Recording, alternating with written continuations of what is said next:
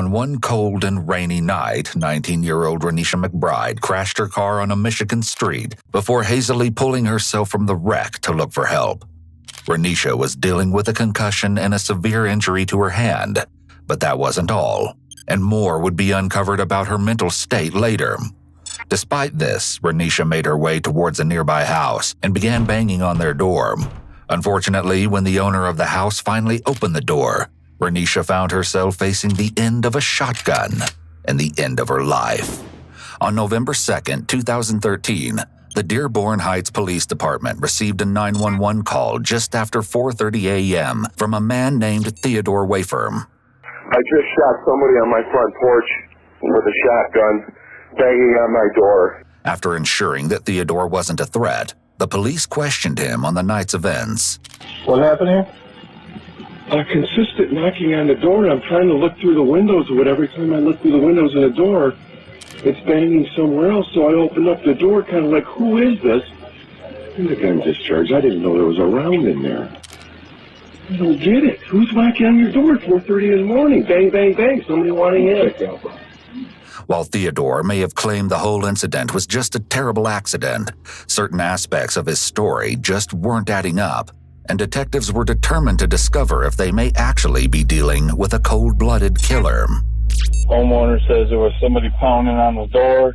He opened the door, like to say who the heck's out here, and his gun discharged and shot this black female in the head. She's rescue isn't here yet, but I'm pretty sure she's DOA. According to the officers on the scene, the gunshot wound so severely damaged Renisha's head above her jaw that she was pronounced dead on arrival. Theodore, still in a state of shock, was placed into a police cruiser while the scene was secured and documented. Not really, I mean... What's that, sir? I said that, I don't know, Sit tight a minute. See what we can figure out here. Oh my God. Oh my God. Oh my God. When Theodore first woke up to Renisha banging on his door, he may have believed there was potentially a dangerous force trying to get into his home.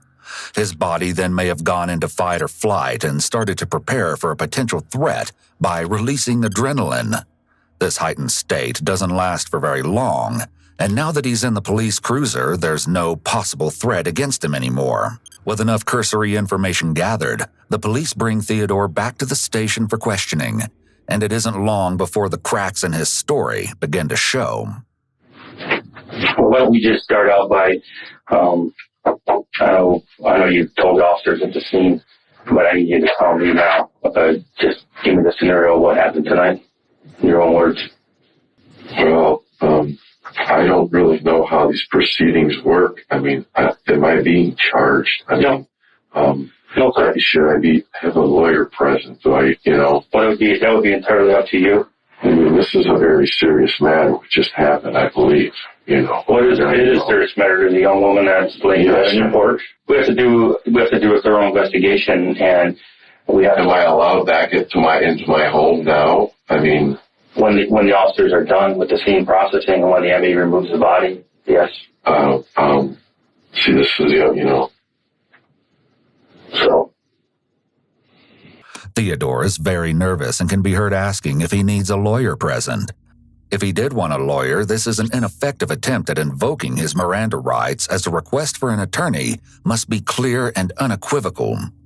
The officer is also being somewhat manipulative here, as he suggests that talking to him is no different than talking to the officers on the scene. While that might make sense at first, this is not the case. The primary job of the first responders is to secure the scene and gather basic information. During the interrogation, however, the detective will be probing much deeper and gathering information about Theodore's possible guilt. Currently, Theodore appears to be looking at the officer as a neutral party who can offer him support and guidance.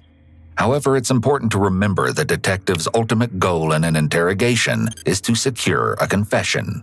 You made a statement to the guys at the scene. Yeah, I heard noises, and it startled me. What these noises were. These banging, prying noises.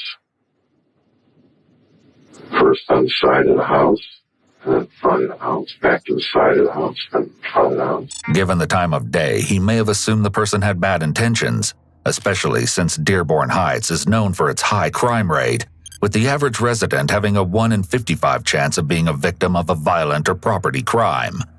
To compare, the national average violent crime rate in 2021 in the United States hovered around 400 cases per 100,000 of the population. Well, looking out the peephole, I can't see this person, I can't see that, what's going on inside. Every time I look out one door, the noise is calling to another one, or the other side of the house. So, I mean, at this point, are you getting frightened? Is your heart racing? What's going on? Yes, I have no idea what's happening. It was getting louder. I thought at any time somebody was coming through the door or a window. It was getting violent. Where did you... Persistent. Okay. Especially on the front door. Very persistent. Theodore specifically states that he thought someone was going to come in through his door or window. This further displays his belief that there was an immediate threat to him that would justify Renisha's shooting. The defensive tone Theodore takes is also reflected in his body language. With his arms crossed in front of his chest, he's creating a barrier between himself and the detective. As the ramifications of his actions become more and more apparent, Theodore becomes insistent on defending his choices. How were you holding the gun when it discharged? I mean, tell me. With both hands. I mean, do you have it raised? Do you have it... No, it's a pistol grip, so you just have to lift it up. So open the door with one hand, and when I placed my other hand, just like that she went off. I didn't expect it. Theodore may be trying to lessen his responsibility in Renisha's death by removing himself from the action. Saying it went off versus I pulled the trigger puts distance between him and the action and blames the gun rather than Theodore himself. Okay, how high were you holding the gun when it went off? Waist, and it was on an angle. I was, as far as I can remember.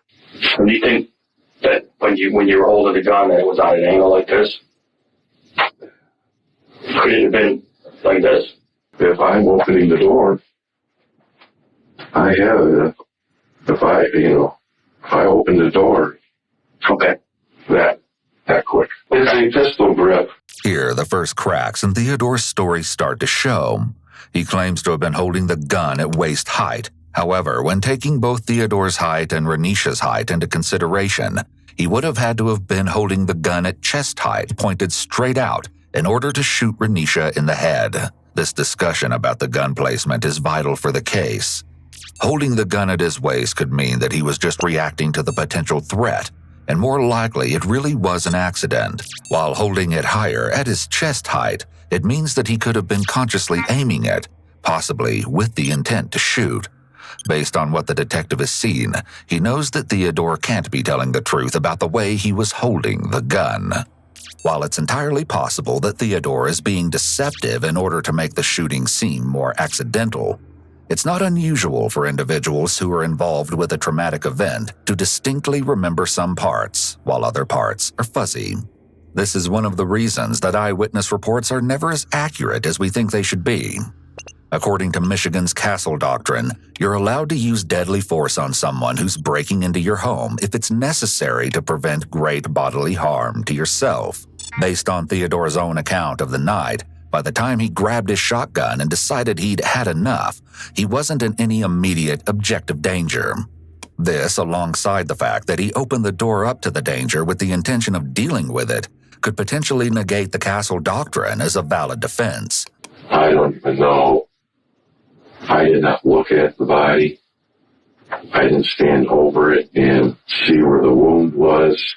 I immediately put down the weapon right there on the hallway or, the entry to the front door and looked for my phone.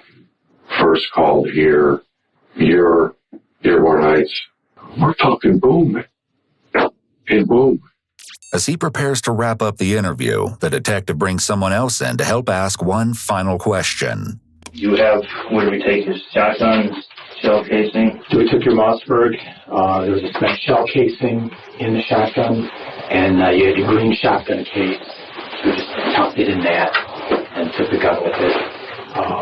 There was one shell casing, so what? There was just one in it all the time, or what? Yes, like I was just trying to explain, I couldn't remember if there was one in it or not. I kept my shells in a separate closet, so I got a little paranoid a few weeks back, got paintballed, so maybe that's when I loaded it, put it in. I mean, I don't think I mentioned that to you, but I mean, that's what I put one in there or something like that, but I did not realize there was one in there, no. Following Theodore's interview, the police spent quite some time digging through every aspect of the case to make sure there was no crucial detail left out. During this investigation, they found out some intriguing details regarding the hours leading up to Renisha's death. According to police records, a 911 call was placed just before 1 a.m. to report a no-injury accident where a woman who was driving under the influence had been speeding down the street and struck a parked car.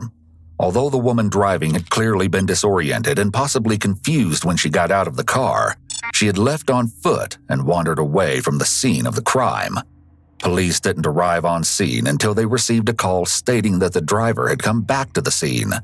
Unfortunately, by the time cops and EMS responded, she was already gone again. This driver was Renisha McBride, and had anyone been able to stop her from wandering off in her delirious and drunken state, she may never have ended up on Theodore Wafer's front porch. On the flip side, some say Renisha would have never ended up on Theodore's porch if she hadn't been drinking and driving either. You'll notice that was a 3-hour difference between the time that the 911 call was placed about the car accident around 1 a.m. and Theodore's call to 911 at 4:30. To this day, it's unclear where Renisha was during this period of time, but her family believes she was disoriented from her head injury and seeking help. Theodore eventually received charges for murder in the second degree and manslaughter, as well as a felony firearm charge.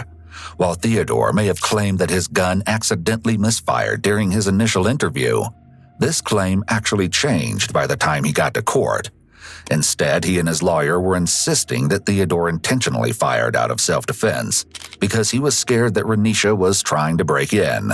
Despite Michigan's Castle Doctrine, the judge ultimately ruled that nothing Renisha did was intense enough to justify Theodore being legitimately scared for his life. In the end, Theodore was found guilty on all charges on September 3, 2014, and received 15 to 30 years for his second-degree murder charge, 7 to 15 years for the manslaughter charge, and finally, a 2-year sentence for the felony firearm charge, with all of these sentences served concurrently. While Michigan may not have the death penalty, Theodore's lawyer argued that the judge had basically given the then 55-year-old man a death sentence, as he's likely to spend the rest of his life paying for his actions. Just when it seemed that Theodore's case was officially put to rest, he made an appeal in 2015 to overturn his conviction. To the surprise of many, the Michigan Supreme Court heard Theodore's case and actually vacated his manslaughter conviction. In Michigan, the second-degree murder statute requires that the defendant acted with malice, whereas the manslaughter charge implies that the defendant didn't. Seeing the contradiction in these convictions, the court determined that having both convictions was a violation of Theodore's rights. With one of his convictions vacated, there was a slight chance that Theodore could come out of this with a shorter sentence. However, at his resentencing on June 22, 2022, the judge stated there were strong reasons for Theodore's original sentencing and gave him 15 to 30 years for second-degree murder. While he may no longer have the manslaughter conviction, ultimately Theodore will serve the same amount of time behind bars.